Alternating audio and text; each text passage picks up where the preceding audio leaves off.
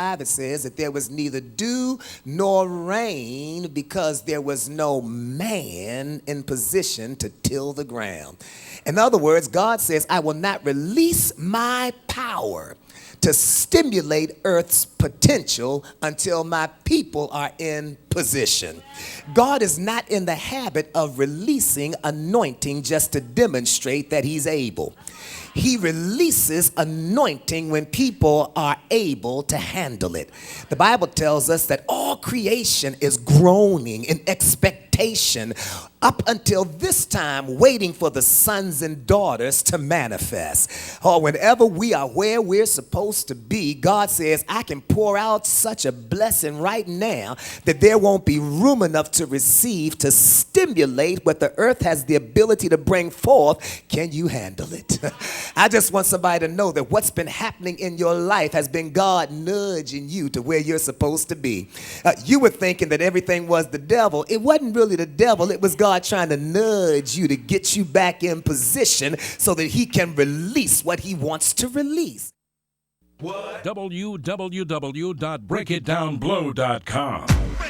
Break it down like boom. And if you fall, Break it down, blow. And you got a tough stain, Break it down, blow. If you want a tough stain out, Break it down, blow. Sometimes you gotta shout it out. www.breakitdownblow.com, the official website of Dr. David Break It Down Blow and Dr. Danita Wooford Blow. If you know that he's a way maker, a heart fixer, a burden bearer, a heavy load carrier, oh, somebody ought to be able to bless the name of the Lord. Break it down like boom. Experience the power of open heavens at breakitdownblow.com. So we're talking with the brothers about why fraternity life in general, but why specifically Phi Beta Sigma. Well, for me, Sigma, it means a lot. Sigma is the organization. I have a true, deep love for this organization. The most important thing when an individual decides to decide what organization or what fraternity or non-fraternal group that they choose to decide is basically there's certain things or certain type of guidelines I feel individuals should do. First of all, you should do your research. Research about the individual organization, research maybe that organization. Make sure that it's something that you can conform to and something that's going to fit your being and yourself. Also, you gotta get to know the individuals on the yard that, you know, the chapter, like this chapter right here, this is Gamma chapter. We're the third chapter founded out of Sigma history, period. We was founded in 1916. Phi Beta Sigma fraternity was started in 1914. So basically, Gamma chapter history is Phi Beta Sigma history. So this chapter has a lot of history and prestige with it. So these brothers right here, these brothers, we all get along. That's the main thing. You gotta have an organization of brothers that can gel together and become one. That's the main thing. Every organization is about community service. Every organization says it's about giving back, but it's the service and the work that you do that's going to prove to you about your organization. Are you truly about what your organization stands for? Every organization was founded, you know, in the early 1900s. You know, certain organizations were more discriminatory about individuals allowed into their organization. Sigma has never been like that. And the main thing that attracted me to Phi Beta Sigma is for the simple fact that Phi Beta Sigma is the deepest fraternity in New York. I am actually amazed and very impressed by the men of Sigma, and I think it is very important that people know the contributions that Sigmas have made. Can you give me some prominent Sigmas and their contributions to society? Some information that I learned as I became a member of Phi Beta Sigma fraternity was that we had 4 African kings who came over from Africa, that came to the United States and went to college and became members of Phi Beta Sigma undergrad, like Kwame Nkrumah, who is the first African king of Ghana.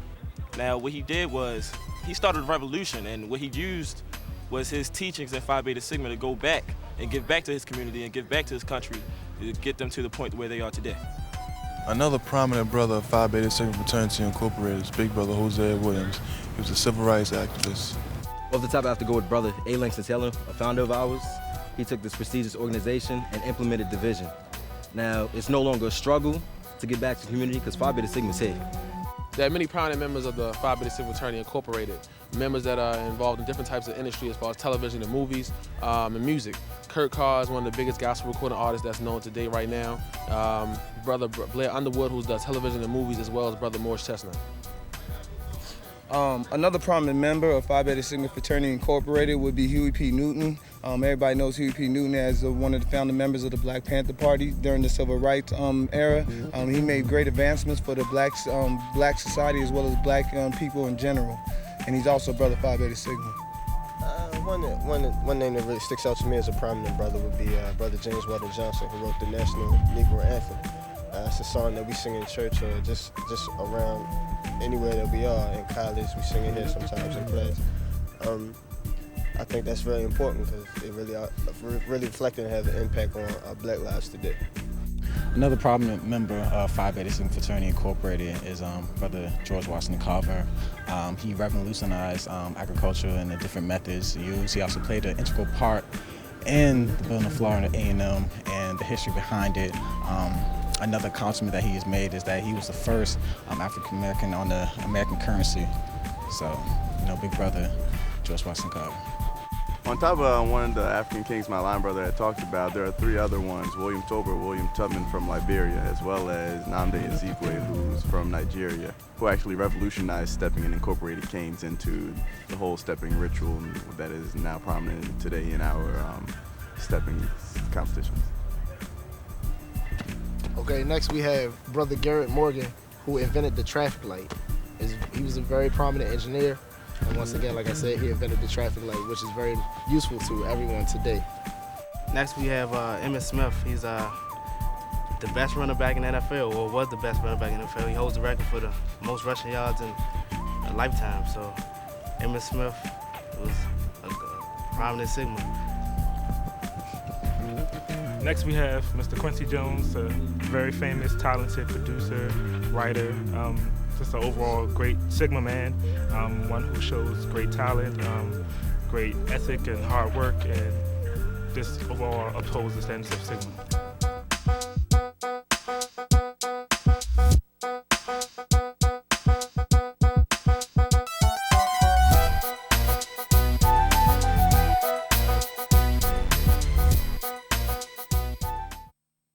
You didn't understand that your moving from where you were did not have to come by wholesale backsliding. Getting out of position comes by simply losing focus or just shifting just a little bit. Do you know that I can still stand and be straight ahead but let my eyes glance to the left? And for those who are back in the back, they can't tell that my eyes move, but I have shifted. And every now and then what God has to do is cause a situation to come up to make you get back in line.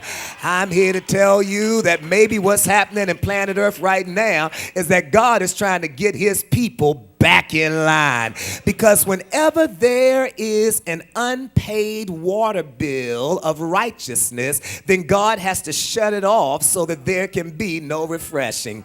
Yet I still hear the word of the Lord say that if my people who are called by my name would humble themselves and pray and seek my face and turn from their wicked ways, then I'll hear from heaven, and then I'll forgive their sin, and then I'll heal the land. Touch somebody and say, we're about to shift. Oh my God, if nothing brings God's people to their knees, it's when they don't have enough. It's when you're making money, but you don't make enough. It's when you got a raise and it still has you below what you need. So God is allowing things to take place now to get us back in line. But hey, before I even go any further, while I'm telling you we're out of line, we better tell the devil, watch out when we're back in line. Because when we're right back where we're supposed to be, the devil is going to wish we would have stayed where we were, because there is nothing greater than a people who are at the place where their provider says they need to be.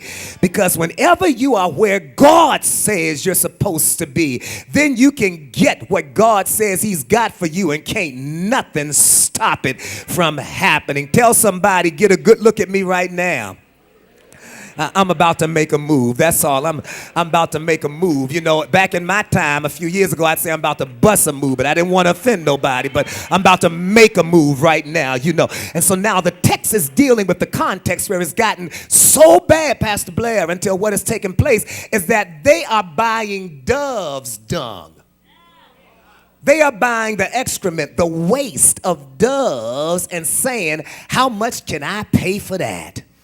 They're eating bird droppings. It has gotten so bad until they are cutting off the head of donkeys and selling it to eat the donkey's head. Y'all need to read this when you get some time leading up to the text. It's gotten so bad until women have made an agreement.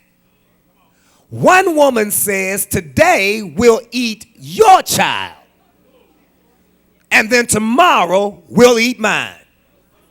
So they ate the first lady's baby that day, and then the next day the other lady hid her baby and said, we ain't eating my child. It's gotten so bad until they have now turned to cannibalism. Eating one another. You think we've got it bad because folk are now puncturing the gas tanks. I don't know if they do that up here, but down in the D.C. area, they are puncturing the gas tanks. They're not even trying to siphon out the gas. If you've got an SUV or something, they're sticking something sharp up in there, puncturing the gas tank, putting a bucket underneath there, and they are taking all of your gasoline, and you come out trying to figure out why you have no gas, and it wasn't siphoned out, but now you've got to buy a whole new system just because somebody got desperate. Whenever desperation sets in, people start doing stuff they would have never done any other time. Why are you eating bird droppings? Because I'm desperate. Why are you eating the donkey's head? Because I'm desperate. Why are you now eating other people's babies? Because I'm desperate. I don't have an answer, and I'm desperate. Why are you still using crack? Because I'm desperate. Why are you around with somebody who ain't yours? Because I'm desperate. And whenever people get desperate, they start doing stuff that they would have never done before. Don't you ever get to a point where you are so desperate until you start going against your own absolutes, your own morals, your own mores, your own scruples. Don't you ever get so desperate until you find yourself doing what you swore you would never do before. Touch somebody, say, I ain't that desperate. I ain't that desperate. I ain't gonna lose my destiny over something like that. I ain't that desperate. I'm not gonna resort to stealing. I'm not gonna resort to lying. I'm not gonna resort to fudging on my income taxes. I'm not gonna resort to stealing my tithes, saying that the Lord knows my heart. Don't you ever get so desperate till you eliminate God from the equation. Thank you for tuning into Third Watch Ministry Broadcast. This message of faith has been specifically designed and ordered for you by God. That's why you couldn't sleep this morning. That's why you had to come in early, because God had something He wanted to say to you. My brother, my sister, you need this message of faith. Order the CD or the DVD because you need this message of faith. You can add this tape to your Christian library by calling right now, 410-581-7733, 410-581-7733. Or if the message of faith just moved you, if it just ministered to your heart in a particular way, and you need somebody to talk to, if you need ministry, give us a call right now. We're waiting for your call. And check this out. If you can't wait till next week to get another message from Third Watch, check out our website. You can get messages of faith on demand. You can go back over the message again and again, but please make sure that you pick up the phone, that you order the message, pick up the phone, receive ministry. Check out the website and get blessed. We'll see you next week right here on Third Watch. God bless you. What? www.breakitdownblow.com. And if you fall, Break it down, blow. and you got a tough stain, Break it down, blow. if you want a tough stain out, Break it down, blow. sometimes you gotta shout it out. www.breakitdownblow.com, the official website of Dr. David Break It Down Blow and Dr. Danita Wooford Blow. If you know that he's a way maker, a heart fixer, a burden bearer, a heavy load carrier, oh, somebody ought to be able to bless the name of the Lord. Experience the power of open heavens at breakitdownblow.com. To order a copy of this